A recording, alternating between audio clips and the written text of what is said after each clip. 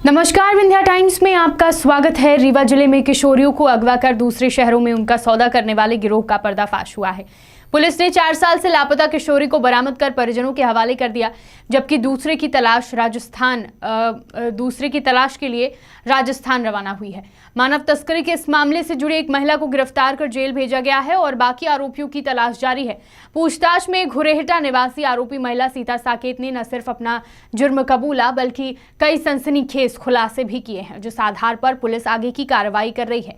उसने बताया कि घटना के दिन पीड़िता को झांसा देकर वह बाजार ले गई थी, वहां से गुलशेर के साथ दमोह भिजवाया, जहां उसने पीड़िता को दमोह निवासी विक्रम अहिरवार के हाथों 70,000 रुपए में उसका सौदा किया। इस राशि में से 15,000 रुपए बतौर कमीशन महिला को मिले थे। बची हुई राशि गुलशेर ने रख ली थी। इस पूरे घटनाक्रम में आरोपी महिला का पति भी सहयोगी था। पुलिस ने फिलहाल महिला को न्यायालय में पेश कर जेल भेज दिया है, जबकि 2 अन्य आरोपियों की तलाश जारी है। ये थाना मऊगंज क्षेत्र का वर्ष 2018 में फरियादिया ने रिपोर्ट की थी कि इसकी नाबालिग लड़की घर से निकली थी, जो कि शाम तक वापस नहीं आई। 2-3 दिन तलाश करने के बाद में जब नहीं मिली तो ये थाने में रिपोर्ट करने आई थी और थाने में रिपोर्ट पंजीबद्ध कर इसकी लगातार विवेचना की जा रही थी। तो लड़की का कुछ पता नहीं चला। उसके बाद में साइबर सेल की मदद से और विश्वसनीय मुखबिर सूचना तंत्र को लगाया गया, तब जानकारी मिली कि ये बिटिया है जो मिल गई है। और मिलने के बाद में जब मैंने उसका पूरा स्टेटमेंट लिया और न्यायालय में उसके कथन कराए गए, तब उसने पूरी घटना बताई कि वो करीबन 4-5 साल पहले शाम को घर पे अकेली थी। तब उसके ही घर के पास में रहने वाली चाची, जिसका वो उसके घर आई और बोली कि मार्केट चलना है। मार्केट चलने का बोल के उसको मऊगंज बाजार लेके आई और सामान खरीदने के बाद में उसको चाट खिलाई, पानी पिलाई। उसके बाद में पानी पीने के बाद में उसने ये बताया कि मुझे होश नहीं रहा कि मेरे साथ में क्या हुआ। फिर जब वो उसको होश आया और उसने देखा कि वो एक बंद कमरे में है और वहाँ पे एक आदमी है, और उस आदमी से जब वो रोकर पूछने लगी कि मैं यहाँ कैसे आई, मुझे कौन लेके आया, तब उसने ये बताया कि तुम्हारे चाची और गांव का रहने वाला गुलशेर जो है उसने तुमको मुझे 70,000 रुपये में बेच दिया है। और फिर उसने बोला कि मुझे मेरे घर छोड़ दो। तब उसने उसको नहीं छोड़ा और करीबन 1 वर्ष तक वो उसके पास में रही। उसी दौरान वो उसको मारता पीटता और उसका शारीरिक रूप से शोषण करता था। तो काफ़ी परेशान और हताश होकर उसने 1 वर्ष का समय उसके साथ में व्यतीत किया।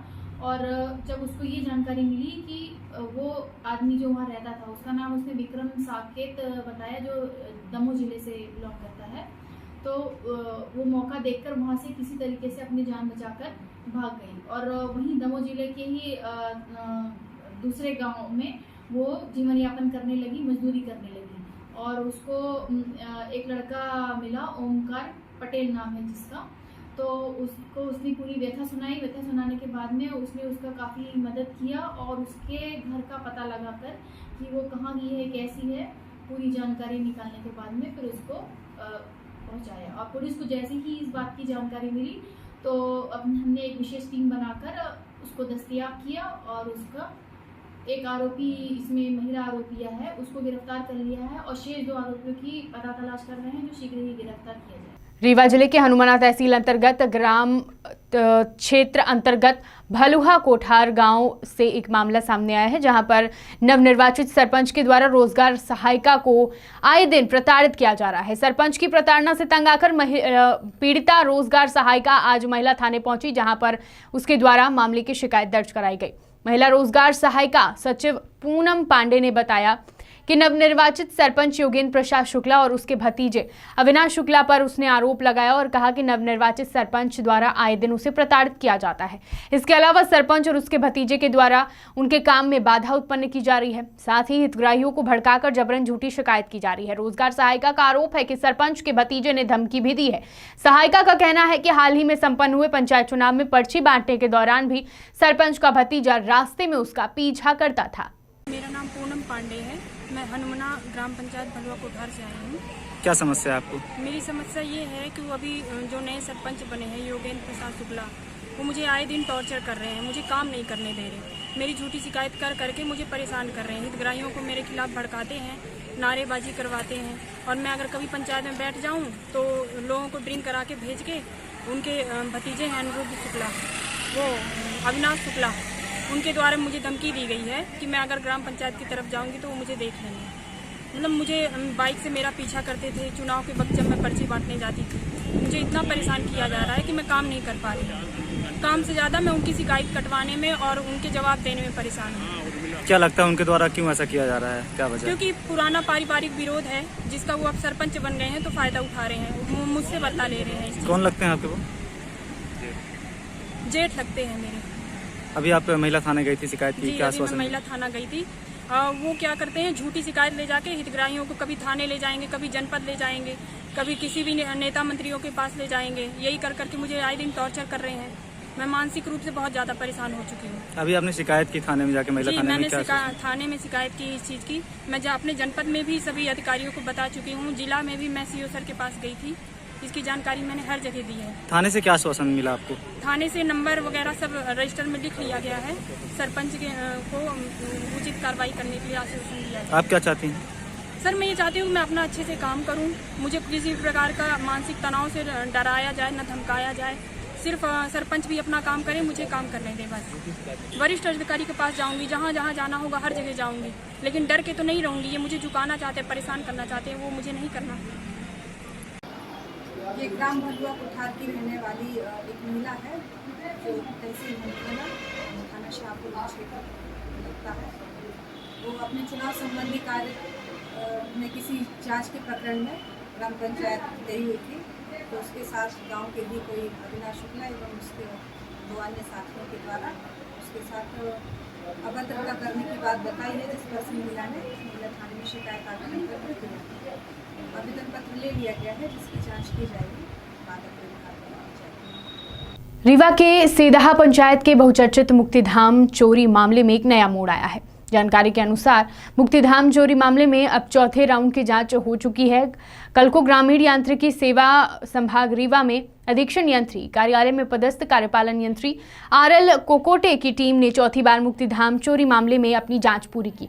गौरतलब है कि इसके पहले कार्यपालन यंत्री कोकोटे और उनकी टीम के द्वारा 2 बार एवं कमिश्नर रीवा संभाग के द्वारा अनुविभागीय एवं दंडाधिकारी सिरमौर नीलमणि अग्निहोत्री की टीम के द्वारा राजस्व स्तर की भी जांच की जा चुकी है।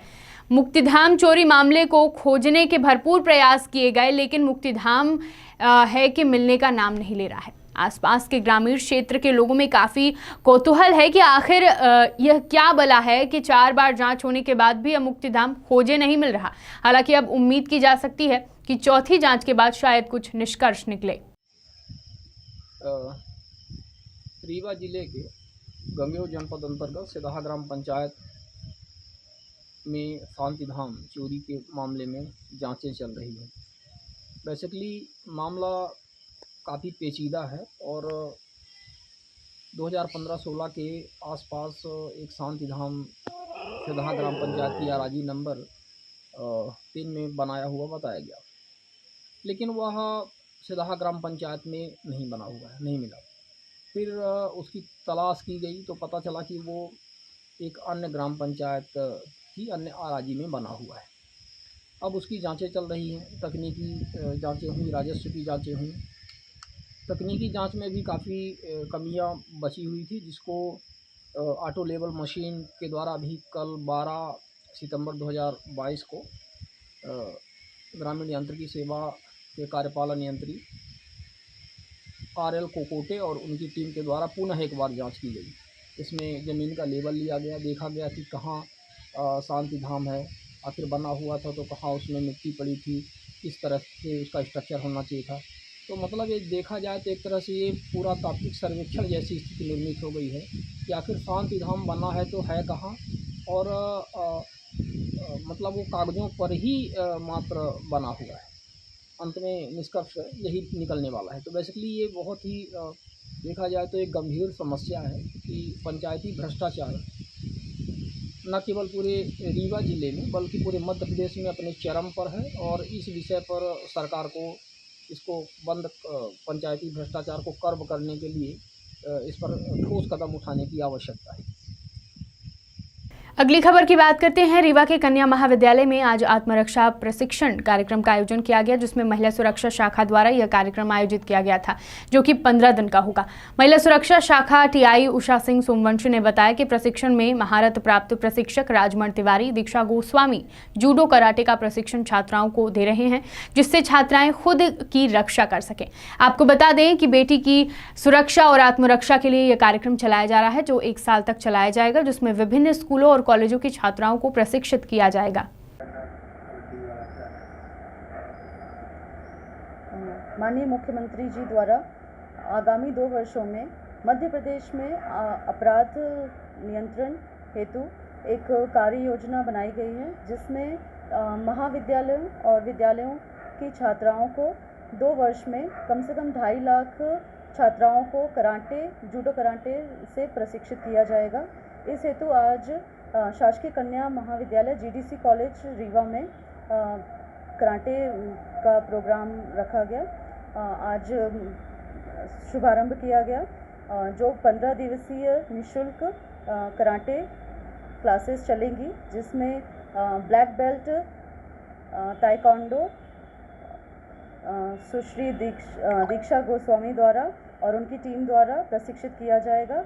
इसमें कॉलेज में लगातार ये प्रशिक्षण चलेगा, जिसमें 200 के बैच बना के ये साल भर हम प्रशिक्षण कार्यक्रम चलाएंगे, जिससे कि छात्राओं में आत्मविश्वास बढ़े और वो अपराध के प्रति जागरूक हों और अपनी रक्षा स्वयं कर सकें, क्योंकि पुलिस हर जगह पहले नहीं पहुंच सकती, तो उनको स्वयं सिद्धा प्रोग्राम के तहत आत्मनिर्भर और मजबूत बनाया जाएगा। कितने बच्चे शामिल हैं? 200 बच्चे अभी शामिल हैं और ऐसे बैच करके हम हर महीने वहाँ पर ये प्रशिक्षण चलाएंगे। और कहीं कॉलेज बस के बच्चे हैं कि और कहीं स्कूल के बच्चे भी हैं। अभी हमने सरस्वती शिशु मंदिर में भी कार्यक्रम चलाया था, जिसमें 350 लड़कियाँ लाभान्वित हुई और शहर के अन्य स्कूलों में भी लगातार कराटे क्लासेस और आत्मरक्षा प्रशिक्षण निःशुल्क चलाया जाएगा। मैहर युवा कांग्रेस द्वारा एक बड़ी सभा का आयोजन किया गया, जिसमें भोपाल से जारी हुई मैहर युवा कांग्रेस के विधानसभा कमेटी के लोगों का सम्मान किया गया। साथ ही नवनिर्वाचित जनपद सदस्य, सरपंच, उप सरपंच का भी सम्मान हुआ। छोटू शर्मा ने कहा कि क्षेत्र के युवा कांग्रेस के राष्ट्रीय अध्यक्ष के नेतृत्व में और विधानसभा में कांग्रेस विधायक बने हुए हैं। विधानसभा अध्यक्ष सौरभ शर्मा ने मीडिया से कहा कि सबसे ज़्यादा यूथ की फौज अगर कहीं रहती है तो मैहर विधानसभा में दिखती है।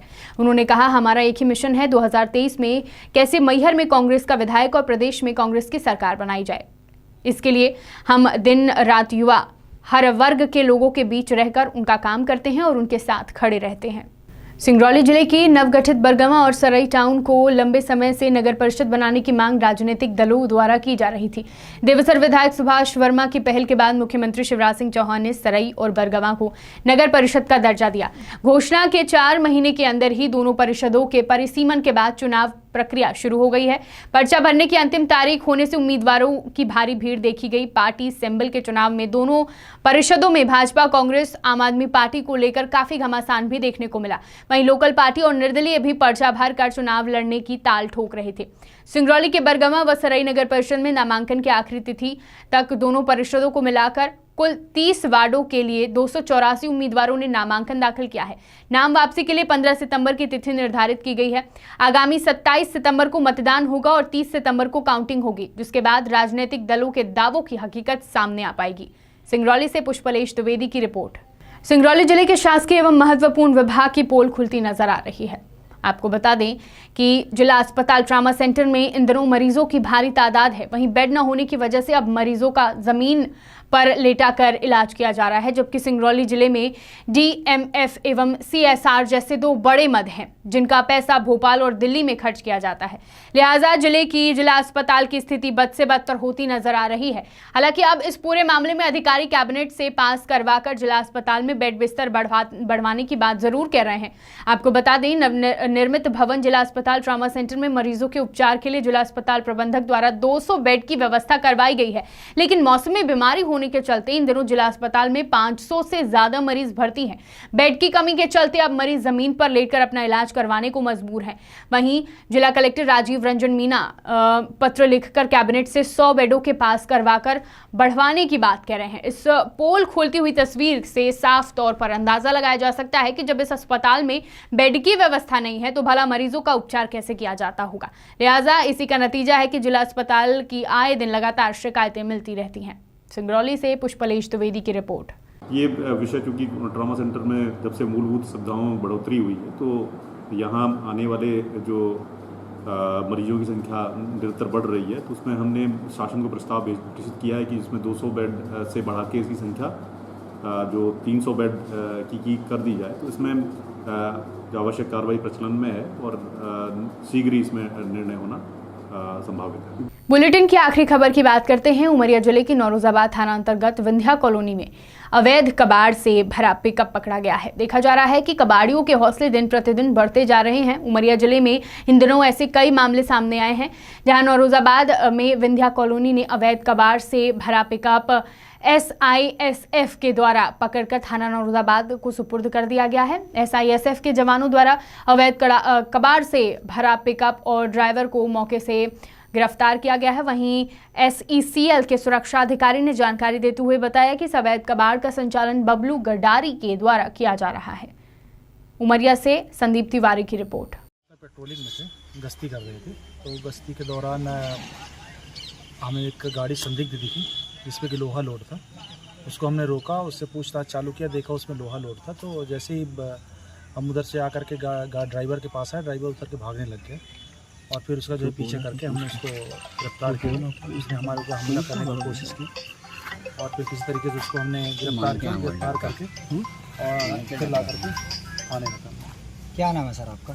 मेरा नाम SI कृष्ण कुमार तिवारी। सर यहाँ इतने जवान उपस्थित हैं, इसके बावजूद भी चोरियां हो जाती हैं सर, इस पर क्या कहना है? तो जवान उपस्थित हैं, चोरियां किनारे से कहीं का जहाँ जवान उपस्थित वहाँ चोरी नहीं हो रही है। जहाँ जवान उपस्थित इतनी बड़ी गाड़ी कैसे क्षेत्र है और इतनी बड़ी गाड़ी सर घुस गई फील्ड पे? कहाँ, फील्ड में नहीं थी, वो तो बाहर रोड में हमने पकड़ा है। रोड में तो अंदर थोड़ी ना पकड़ा। और भी माल जब्ती हुआ क्या? और भी माल जब्ती हुआ है सर। अभी और के बारे में ऐसा PI साहब बताएंगे, PI साहब इसके बारे में बताएंगे। हमारे हाथ में जो चीज़ लगा उसके बारे में बताएंगे। चलिए, धन्यवाद। विंध्य की तमाम खबरें लेकर कल फिर हाजिर होंगे। देखते रहिए विंध्या टाइम्स। बहुत बहुत धन्यवाद।